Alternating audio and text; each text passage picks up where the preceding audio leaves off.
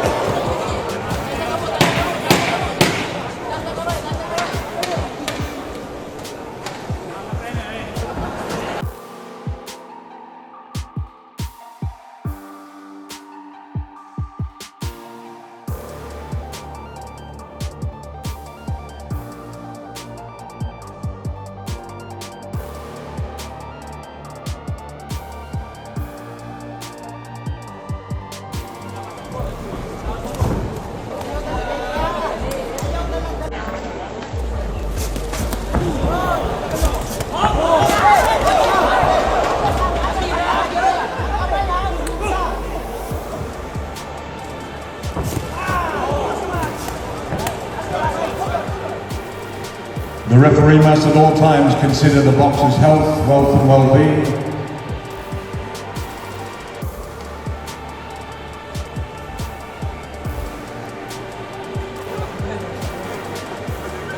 The referee has stopped the fight, ladies and gentlemen. The referee has stopped the fight.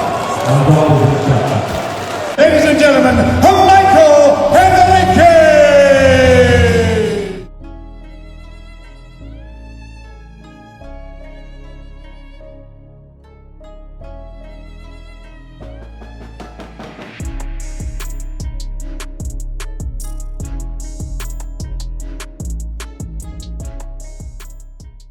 Hi guys, this is Mark Magnifico Magsayo. You are watching Channel Manoy.